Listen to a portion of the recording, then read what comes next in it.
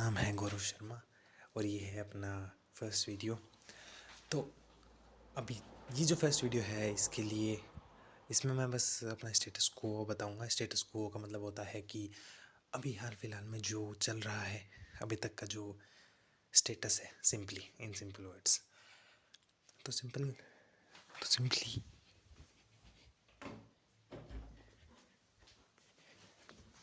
Simply ये है कि आज से कुछ टाइम पहले यानी जनवरी के अंदर जो था वो मेरा एसएसबी था और उसके बाद में मुझे पता नहीं था कि मेरे को क्या करना चाहिए। तो मैंने किसी के कहने पे एक सेल्फ हेल्प बुक पढ़ने की सोची और वो सेल्फ हेल्प बुक थी एटॉमिक हैबिट्स। एटॉमिक हैबिट्स सच में एक लाइफ चेंजिंग बुक थी, क्योंकि जब मैंने इसे पढ़ा तो इसे मैंने लगभग 2-3 बार पढ़ा है। तो इसके अंदर मैंने देखा कि कैसे हैबिट्स को बनाते हैं, थोड़ा बहुत मुझे समझ भी आया।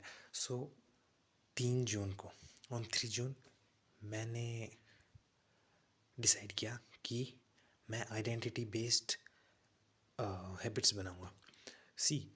कहते ना कि अपने हैबिट्स को अगर अपन कंट्रोल करते हैं तो उससे अपनी लाइफ चेंज होती है। ऐसा तो हैबिट्स को चेंज करने के लिए हमें उस आइडेंटिटी को भी बनाना पड़ता है। जैसे अगर कोई भागता है तो अगर वो कहता है ना, एकदम सिंपल एग्जांपल, अगर कोई सिगरेट छोड़ना चाहता है तो अगर वो ये कहता है कि मैं सिगरेट छोड़ने की सोच रहा हूँ, मैं सिगरेट छोड़ने की कोशिश कर रहा हूँ, तो सिंपली हमें दिखता है कि उसमें लैक ऑफ थोड़ा सा कम ऐसा है कि हाँ शायद ये वापस उसमें जा सकता है, क्योंकि उसकी आइडेंटिटी एक स्मोकर की है और वो उसे छोड़ने की कोशिश कर रहा है।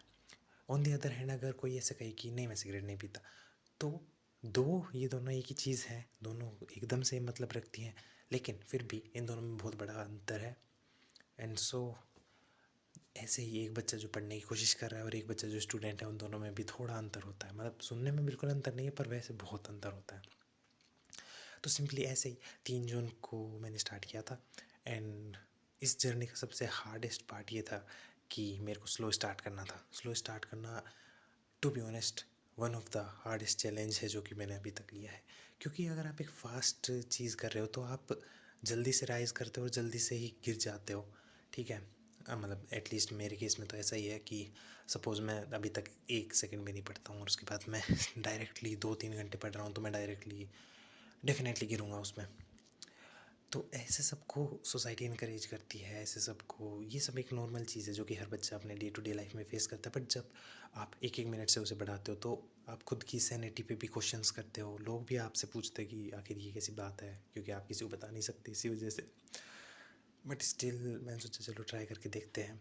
एंड इसके रिजल्ट्स काफ़ी अच्छे थे, क्योंकि मैं कंसिस्टेंट रहा लगभग 120 दिन के लिए। और 120 दिन तक कंसिस्टेंटली पढ़ना खुद में एक बहुत अच्छी बात है, ठीक है। सो ये बहुत अच्छा था।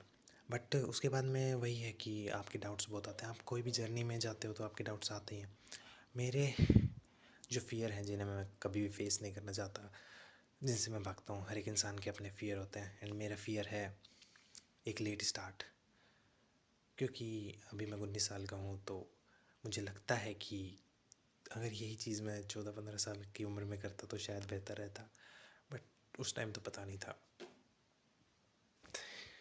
तो 19 साल भी आई थिंक इतनी ज़्यादा लेट भी नहीं है। बट स्टेटस को ये है कि मैंने आइडेंटिटीज़ बनाई सबसे पहले इस सब 3 जून से भी पहले कि अप्रैल के अंदर मैंने आइडेंटिटीज़ बनाई थी। और अप्रैल की जो आइडेंटिटीज़ थी वो इस प्रकार थी कि मैं हर एक वीक एक नई आइडेंटिटी को जोड़ देता था, यानी हर वीक एक नई हैबिट।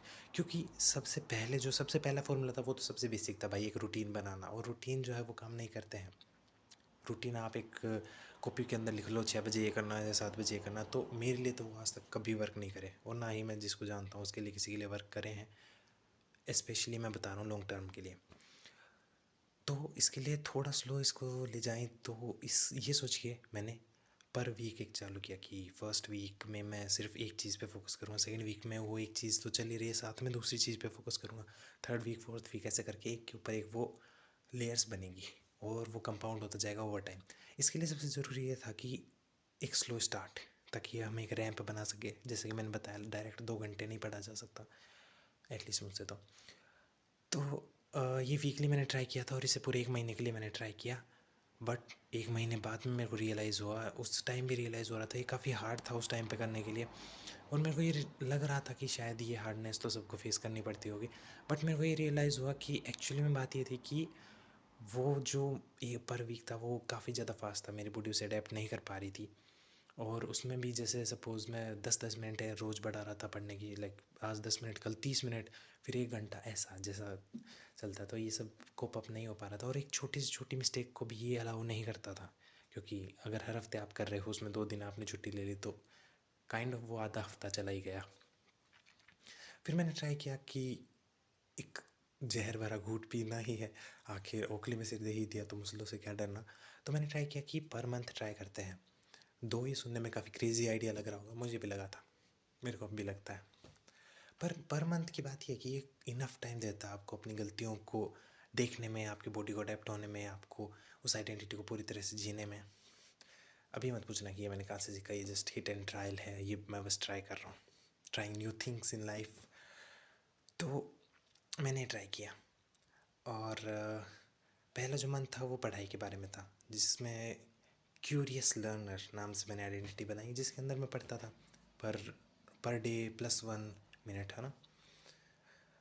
फिर जो सेकंड मंथ था उस मंथ के अंदर मैंने आइडेंटिटी बनाई जर्नलिंग की, क्योंकि मैं चाहता था कि मैं इस जर्नी को जर्नल करूं। बट वो आगे चल के थोड़ा सा वो हो गया था, लाइक ऐसे नहीं कि मैं इनकन्सिस्टेंट था, बट मैंने उसे डायरेक्टली बहुत ज़्यादा स्टार्ट कर दिया था। लाइक मैं हर रोज़ 1 पेज लिखूँगा, 1 पेज वो इतना ईजी नहीं होता, ठीक है, डेली 1 पेज लिखना। बट हाँ, अब मैंने उसे वापस रीस्टोर कर दिया, धीरे धीरे स्टार्ट किया, सो वो एकदम बढ़िया लाइन पे है, वो अलाइंड है फिर से। तीसरा जो मंथ था वो मंथ था मेरी हेयर केयर के लिए, क्योंकि उस टाइम पे मेरा हेयर फॉल बहुत ज़्यादा था और मैंने ट्राई की काफ़ी सारी चीज़ें, और काफ़ी सारी चीज़ों से मेरा हेयर फॉल बहुत ज़्यादा बढ़ गया, कुछ एक चीज़ से कम भी हुआ, पर मुझे सीखने को बहुत कुछ मिल गया। फिर जो फोर्थ मंथ था वो मंथ था टाइमली स्लीपर का, क्योंकि मैं रात को 2-2 बजे तक जग रहा था इन सब चीज़ों के बाद में, तो अपनी स्लीप को फिक्स करना सबसे ज़रूरी था, इसलिए चौथा मंथ उसका था। और उसके लिए मैंने ये किया था कि पहले मैं 1-1 मिनट जल्दी सो रहा था, बट वो काम नहीं किया था। तो फिर मैंने ये किया कि मैं 10 बजे के बाद मैं पढ़ाई नहीं करूँगा या फिर और कोई काम नहीं करूँगा, मैं 10 बजे के बाद में कोई गेम्स नहीं खेलूँगा। तो ये सारी चीज़ें ऐसे स्लोली स्लोली पर मंथ जो धीरे धीरे बन रही है, बट ये काफ़ी पावरफुल है ओवर द टाइम। जैसे अभी के टाइम पे भी, हालांकि इस टाइम पे ये जो अभी मंथ है मैं इस पे आरोह को बताता हूँ, उससे जो अगला मंथ था यानी कि स्लीपर के बाद में, वो था रनिंग का। और रनिंग काफ़ी धीरे स्टार्ट की थी एंड वो इतनी स्मूथ चली थी, इतनी मस्त चली थी कि उसमें कोई दिक्कत नहीं थी। उसके बाद जो मंथ था वो था होम मेड फूड ईटर, यानी कि घर का बना खाना खाने वाला, बाहर की चीज़ें नहीं खाने वाला। जिसके अंदर सबसे पहले मैंने बाहर का नॉर्मल खाना छोड़ा, उसके बाद में बाहर का ठंडा खाना छोड़ा, और अगला जो महीना है उसमें मैं गर्म खाना भी छोड़ दूँगा। एंड ये काफ़ी काफ़ी स्मूथ है, इसमें बिल्कुल भी दिक्कत नहीं है। मतलब मेरे को खुद को ऐसे लगता है कि ये थोड़ा अजीब लगता अगर आज से 1 साल पहले वाले गौरव को बताते, बट हु नोज़, मतलब ये काफ़ी बढ़िया वर्क कर रहा है। और ये जो मंथ है ये मंथ है यूट्यूबर का। टू बी ऑनेस्ट मेरे को यूट्यूब पसंद नहीं, मतलब पसंद है बट वीडियो क्रिएशन में एफ़र्ट्स लगते, काफ़ी एफ़र्ट्स लगते हैं। तो अब ये बात है कि आखिर हुआ क्या। हुआ ये कि ये सब चल रहा था, तो उसके बीच में ही कुछ फैमिली इश्यूज़ की वजह से, और क्योंकि जब हम स्लो प्रोग्रेस करते हैं तो उसमें रिजल्ट्स फास्ट नहीं दिखते हैं, तो फेथ की कमी की वजह से इवेंचुअली हमें काफ़ी स्ट्रगल करना पड़ता है अपने कॉलेज, लाइक मैं कॉलेज में हूँ, तो कॉलेज लाइफ को और सोशल लाइफ को और स्टडी और इतनी सारी चीज़ें जब आप करते हो, और जब आप देखते हो कि कोई और इस रास्ते पे नहीं चला, एटलीस्ट मुझे कोई भी ऐसा नहीं मिला, आई होप कि मुझे कोई ऐसा मिले जिसे मैं आइडलाइज़ कर सकूँ। तो जब ऐसा कोई नहीं मिलता तो आपको अपने ऊपर डाउट होता है, आपको अपने सिस्टम्स पे डाउट होता है, क्या ये सब वर्थ इट भी है, क्योंकि इनसे कोई खास रिजल्ट तो दिख नहीं रहे। तो इसलिए वो छूट गया था। फिर उसके बाद मैंने वापस उसे रिस्टोर किया, यानी कि वो लगभग अक्टूबर में छूटा था, मैंने उसे वापस रिस्टोर किया लगभग 10 दिन में। लेकिन वो फिर ब्रेक हो गया, वो फिर ब्रेक हुआ, वो बार बार ब्रेक हो रहा था, और अब मुझे समझ नहीं आ रहा था कि मैं क्या करूँ। तो आज मुझे समझ आया है कि अगर कभी भी फेल हो जाए तो उसके बाद में वापस उठने के लिए